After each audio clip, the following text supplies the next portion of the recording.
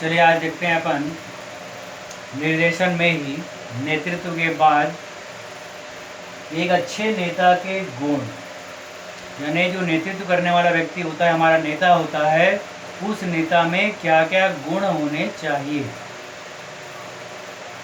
तो एक अच्छे नेता के गुण में पहला गुण होता है उत्तम स्वास्थ्य। कहा जाता है कि स्वस्थ शरीर में ही स्वस्थ मस्तिष्क का निवास होता है।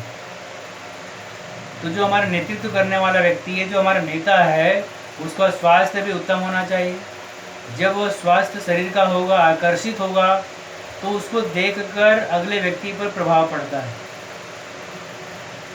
जब एक नेता इस प्रकार का, उसका स्वास्थ्य भी उत्तम होगा और देखने में भी आकर्षित होगा, तो उसका प्रभाव किस पर पड़ता है? वहाँ पे काम करने वाले कर्मचारियों पर, और उस जो भी बात रखता है वहाँ पर उसको बिल्कुल बारीकी के साथ उसका पालन करते हैं। कौन? वहाँ पे काम करने वाले कर्मचारी।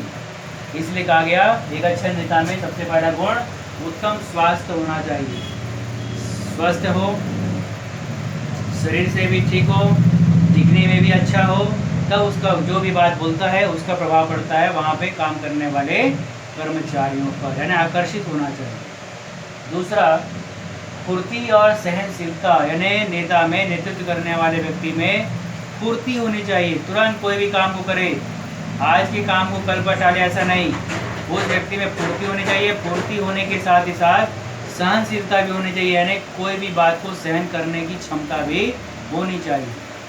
अगर मान लो कर्मचारियों से कोई बात, कर्मचारी को कोई आदेश दिया और कर्मचारी ने वहाँ पे काम नहीं किया, तो ऐसी दशा में एकदम से क्रोध नहीं होना चाहिए। क्रोधित हो जाएगा तो फिर उसका असर कर्मचारियों पर पड़ेगा, डांट डपट करेगा और फिर कर्मचारी का मनोबल क्या हो जाएगा? गिर जाएगा। इसलिए कहा गया है कि संस्था के प्रबंधक में या उस नेता में सहन शक्ति भी होनी चाहिए। अगर बाई चांस अगर कर्मचारी ने कोई गलती कर दी तो उसे सह ले, सहन शक्ति होगी तो सह लेगा और प्यार से समझाएगा अपने कर्मचारी को, नहीं इस काम को इस प्रकार से करेंगे तो हमको यहाँ पर लाभ होगा या हमको अधिक से अधिक उत्पादन की प्राप्ति होगी। जब इस प्रकार से समझाएगा तो कर्मचारी का मनोबल क्या हो जाएगा? बढ़ जाएगा। और प्रबंधक से कई प्रकार के कर्मचारियों से सामना होता रहता है, कई प्रकार की बातें सुनने को भी मिलती है। इसलिए कहा गया एक प्रबंधक में या नेतृत्व करने वाले व्यक्ति में सहने की क्षमता होनी चाहिए। जिस व्यक्ति में सहने की क्षमता है, सहनशीलता है, वह व्यक्ति ही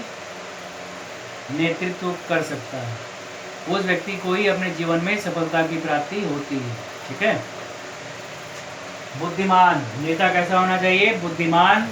बुद्धिमान इसलिए कि कभी कभी संस्था में कोई निर्णय लेना होता है तुरंत, तो उसके लिए वह विचार विमर्श करने के लिए मीटिंग रखेगा, है ना, या एक दो व्यक्ति से सलाह लेगा। तो ऐसे में कभी कभी जो है समय बीतने के कारण संस्था को हानि का सामना भी करना पड़ सकता है। तो नेतृत्व करने वाला व्यक्ति बुद्धिमान होना चाहिए कि जरूरत पड़ने पर तुरंत अपने विवेक से निर्णय ले ले, और जब निर्णय लेगा तो निर्णय हमेशा संस्था के हित में हो। तो निर्णय कौन लेगा? तुरंत जिस व्यक्ति में सोचने समझने की क्षमता होगी, और जिस व्यक्ति में सोचने समझने की क्षमता होगी उसी को अपन बोलते हैं बुद्धिमान। तो एक अच्छे नेतृत्व करने वाले व्यक्ति को बुद्धिमान भी होना आवश्यक है। सोचने समझने की उसके अंदर क्षमता होनी भी आवश्यक है। सोचने समझने की अगर क्षमता है तो हम समझ जाएंगे कि वो एक अच्छा नेता है, और अगर सोचने समझने की क्षमता नहीं है तो हम बोलेंगे वो एक अच्छा नेता की श्रेणी में नहीं आता है। ठीक, आगे बस में फिर चलते हैं इसी में अपन आगे। और क्या है ऐसे गुण? दूसरों के भावों को समझने की शक्ति। एक अच्छे नेता के गुण में ये भी आता है कि दूसरों के भाव को, विचारों को भी समझे। अगर वो दूसरे के भावों को समझता है, विचारों को समझता है, तो वह अच्छे नेता के श्रेणी में आता है। और अगर वो दूसरे के भाव विचार से कोई लेना देना नहीं होता तो वो अच्छे नेता की श्रेणी में, अच्छे प्रबंधक की श्रेणी में नहीं आता। अब मान लीजिए कर्मचारी काम कर रहा है, उसको मान लो किसी दिन छुट्टी की जरूरत पड़ गई, उसके घर में कोई समस्या आई और अपनी समस्या से अवगत करा रहा है प्रबंधक को, फिर भी वह उसके भावों को नहीं समझ रहा है, उसके विचारों को नहीं समझ रहा है और उसको वहाँ पे छुट्टी देने से इनकार कर दिया या मना कर रहा है, तो वह अच्छे नेता की श्रेणी में नहीं है। अच्छा नेता वही होता है, या अच्छा प्रबंधक वही होता है जो अपने नीचे काम करने वाले जितने भी कर्मचारी हैं सबके भावों को समझे, उनके विचारों को समझे और उसमें अपना सहयोग दे, तो वो एक अच्छा प्रबंधक है। और केवल जो अपना ही चलाएगा और किसी के विचार और भावों को नहीं समझेगा, तो ये अच्छे नेता या अच्छे प्रबंधक की श्रेणी में बिल्कुल भी नहीं आता। इसलिए हमको समय समय पर अपने नीचे काम करने वाले कर्मचारी के भाव विचारों को भी समझना चाहिए। ठीक है, फिर देखिए इसी में निर्णय लेने में दृढ़ता, निर्णय लेने में कोई कमजोरी ना करे। अच्छा नेता वो होता है जो तुरंत निर्णय लेता है किसी भी विषय पर और उसके हिसाब से काम करवाता है अपने कर्मचारियों से, तो ये अच्छे नेता की श्रेणी में आता है। लेकिन जो निर्णय लेने में विलंब करता है वो अच्छे नेता की श्रेणी में नहीं आता। इसलिए कहा गया निर्णय लेने में दृढ़ता होनी चाहिए। मानसिक क्षमता, एक अच्छे नेता में मानसिक क्षमता, सोचने समझने की क्षमता होनी चाहिए, दिमाग का तेज होना चाहिए, है ना। आपसी मतभेद को ध्यान में नहीं रखना चाहिए, सभी को समान रूप से लेकर चलना चाहिए। कर्मचारी हैं तो सब उसके लिए कर्मचारी हैं, सबको समान व्यवहार करेगा, कोई किसी के साथ पक्षपात नहीं करेगा। इस बात का ध्यान रखेगा कौन? एक अच्छा नेता, एक अच्छा प्रबंधक। किसी कर्मचारी के साथ मान लो अगर उसका किसी प्रकार से किसी बात को लेकर दो बातें हो गई, तो उस कर्मचारी को अपने दिमाग में नहीं रखेगा कि नहीं इसके साथ मेरा दो बातें हुई है तो मैं इसी से अधिक मात्रा में काम लूँगा, इसको हमेशा समय समय पर डांटने की कोशिश करूँगा। ये भावना नहीं रखेगा कौन? प्रबंधक। कर्मचारी है, काम कर रहा है, प्रबंधक है, आदेश दे रहा है, दोनों के बीच में कभी कुछ दो बातें हो भी गई तो प्रबंधक उस बात को लेकर बैठेगा नहीं, अपने दिमाग से हटा देगा और समय समय पर जैसे सब कर्मचारियों से व्यवहार कर रहा है वैसा उस व्यक्ति के साथ भी व्यवहार करेगा। ये काम करता है, कौन करता है? एक अच्छा प्रबंधक। तब बोलते हैं कि एक अच्छे नेता में ये गुण है। आई बात समझ में? तो कहा जाता है इस प्रकार से अच्छे नेता के ये सब समस्त गुण अच्छे नेता के होते हैं। चलिए आगे देखते हैं। चलिए आगे देखते हैं अपन नेतृत्व की शैलियाँ। नेतृत्व की शैलियों के अंतर्गत पहला होता है निरंकुश नेतृत्व शैली। निरंकुश नेतृत्व शैली, इसका मतलब होता है कि नेता या प्रबंधक जो होता है सारे अधिकार अपने पास रखता है और आदेश देता है। उसके आदेशानुसार जब कर्मचारी काम करते हैं तो उसको बोलते हैं अपन निरंकुश नेतृत्व शैली। आदेश देने का सारा अधिकार कंपनी के प्रबंधक के पास होता है या उस नेता के पास होता है, और जब तक वह आदेश नहीं देगा वहाँ पे काम करने वाले कर्मचारी अपने मन से कोई भी काम नहीं करते। उस प्रकार की शैली को बोलते हैं निरंकुश नेतृत्व शैली, जिसे 3 भागों में बांटा गया है। कितने भागों में बांटा गया है? 3 भागों में बांटा गया है, जिसमें पहला होता है कठोर निरंकुश शैली। पहला क्या होता है? कठोर निरंकुश शैली। इसको अपन बोल सकते हैं ऋणात्मक अभिप्रेरण। क्या बोल सकते हैं इसको अपन? ऋणात्मक अभिप्रेरण। क्यों बोलेंगे ऋणात्मक अभिप्रेरण यहाँ पर? तो इस शैली के अंतर्गत कंपनी का प्रबंधक आदेश देता है काम करने के लिए कर्मचारियों को, और कर्मचारी आदेश का पालन करते हैं और अच्छा काम करते हैं। अगर मान लो अच्छा काम करते हैं कर्मचारी तो उसे कोई पुरस्कार नहीं दिया जाता, ना ही उसे कोई शाबाशी दी जाती है, बल्कि प्रबंधक यहाँ पर क्या देखता है? उसके माइनस पॉइंट को, कहाँ पे वो गड़बड़ कर रहा है। अगर कर्मचारी कहीं भी अगर काम में गलती करता है तो तुरंत टोकता है और दंड देता है, वेतन में कटौती कर देगा, पद से डिमोशन कर देगा, है ना। तो ये क्रिया जब करता है तो उसको बोलते हैं अपन, ये कौन सी है? कठोर निरंकुश शैली। तो यहाँ पर अभिप्रेरण जो किया जाता है, जागृत अभिप्रेरण, कर्मचारी के मनोबल में वृद्धि की जाती है। किस प्रकार से? दंड देकर।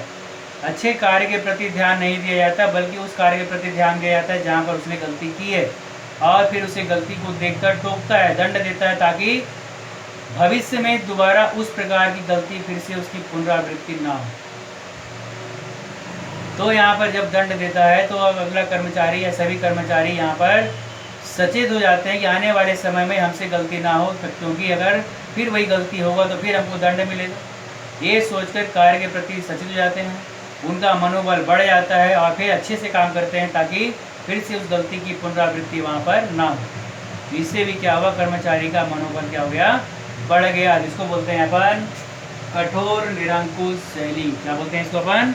कठोर निरंकुश शैली। ठीक। दूसरा होता है इसी के अंतर्गत परोपकारी निरंकुश शैली। क्या होता है? परोपकारी निरंकुश शैली, यानी इस शैली के अंतर्गत कंपनी का प्रबंधक सारे अधिकार अपने पास ही रखता है, समय समय पर आदेश देता है, आदेश के हिसाब से कर्मचारी काम करते हैं, अच्छा काम करते हैं, समय से पहले काम करते हैं तो उसे शाबाशी दिया जाता है, तो उसका मनोबल क्या हो जाता है? बढ़ जाता है। और अच्छा काम समय पर नहीं करता है तो ऐसी दशा में दंड भी दिया जाता है, ताकि उससे भी उसका मनोबल क्या हो जाता है? बढ़ जाता है, ताकि भविष्य में उसकी पुनरावृत्ति वहाँ पर ना हो। किसकी पुनरावृत्ति ना हो? तो उस गलती की पुनरावृत्ति ना हो। तो यहाँ पे धनात्मक और ऋणात्मक दोनों को अपनाया जाता है। किसमें? परोपकारी निरंकुश शैली में सबसे पहले अच्छा कार्य करने पर शाबाशी देने का काम करता है कौन? कंपनी का प्रबंधक। और तीसरा इसी में आता है अक्षम निरंकुश शैली। अक्षम निरंकुश शैली यानी वह शैली जिसमें कंपनी का प्रबंधक आदेश देता है, जिस कार्य के बारे में जितना वो जानता है उसके हिसाब से ही आदेश देगा और अन्य आदेश नहीं देगा, और कार्य ताकि अपनी कमी को वो छुपा सके। जो काम जानता है उसी को देखेगा, बाकी काम को वो नहीं देखता। तो इस प्रकार की शैली को बोलते हैं यहाँ पर अक्षम निरंकुश शैली, जो कि उपयुक्त नहीं है। और बहुत ही कम संस्थाएं ऐसी होगी जहाँ पर इस प्रकार की शैली को अपनाया जाता हो। कौन सी शैली को? तो अक्षम निरंकुश शैली को। आइए बस में ठीक आगे देखते हैं। चलिए देखते हैं इसी में अपन। पहला था निरंकुश नेतृत्व शैली, जो 3 भागों में बांटा गया। उसके बाद दूसरा है प्रजातांत्रिक या भागीदारी नेतृत्व शैली। प्रजातांत्रिक या भागीदारी नेतृत्व शैली का अर्थ, इसमें भी सारे अधिकार किसके पास होते हैं? कंपनी के प्रबंधक के पास। लेकिन जब कंपनी के प्रबंधक को किसी भी विषय पर विचार विमर्श करना होता है तो सारे कर्मचारियों को बुलाता है, या उन कर्मचारियों में से कुछ व्यक्तियों को बुलाता है, उनके साथ बैठता है, मीटिंग करता है, और जो निर्णय लेना है उसके बारे में विचार विमर्श करता है, और विचार विमर्श होने के बाद फिर वह निर्णय लेता है। तो इस प्रकार की प्रक्रिया को बोलते हैं अपन प्रजातांत्रिक या भागीदारी नेतृत्व शैली। जब कर्मचारियों से विचार विमर्श करने के बाद प्रबंधक जब कोई निर्णय लेता है तो कर्मचारियों का मनोबल अपने आप बढ़ जाता है। कर्मचारियों के मन में ये भावना आ जाती है कि प्रबंधक अपने मन से कुछ भी नहीं करता और हमारे अंदर योग्यता है, इसलिए हमसे सलाह मशवरा करता है, और सलाह मशवरा करने के बाद जो उचित लगता है उसके हिसाब से प्रबंधक क्या करता है? निर्णय लेता है। तो इस भावना के कारण कर्मचारियों का मनोबल क्या हो जाता है? बढ़ जाता है, और उनकी कार्य करने की क्षमता भी क्या हो जाती है? बढ़ जाती है। इस प्रकार की शैली को बोलेंगे अपन प्रजातांत्रिक या भागीदारी नेतृत्व। ठीक। फिर होता है इसी में खुली छूट नेतृत्व शैली। खुली छूट मतलब कार्य के प्रति स्वतंत्र छोड़ देना। कंपनी का प्रबंधक आदेश दे देता है या नेता आदेश दे देगा, आदेश देने के बाद उनको कार्य के प्रति या वहीं पर बैठकर निगरानी करके काम नहीं लेगा। उन्हें आदेश दे दिया जाएगा कि तुमको 8 घंटे में इतने माल या इतने वस्तु का निर्माण करना है, और उस वस्तु का निर्माण आप चाहो जैसे भी करो। काम करने के लिए पूरी छूट दे देता है वहाँ पे कौन? कंपनी का प्रबंधक। तो उस प्रकार की शैली को बोलते हैं अपन खुली छूट नेतृत्व शैली। आगे बस में तो ये इतने कहने कुल मिलाकर इसके नेतृत्व शैलियाँ 3 प्रकार की होती है: निरंकुश शैली, प्रजातांत्रिक शैली और खुली छूट नेतृत्व शैली। निरंकुश शैली को 3 भागों में बांटा गया जो अपन अध्ययन कर चुके हैं। उसके बाद जो है प्रजातांत्रिक, दूसरा और तीसरा है खुली छूट नेतृत्व शैली। ठीक, इसके बाद देखते हैं आगे अपन।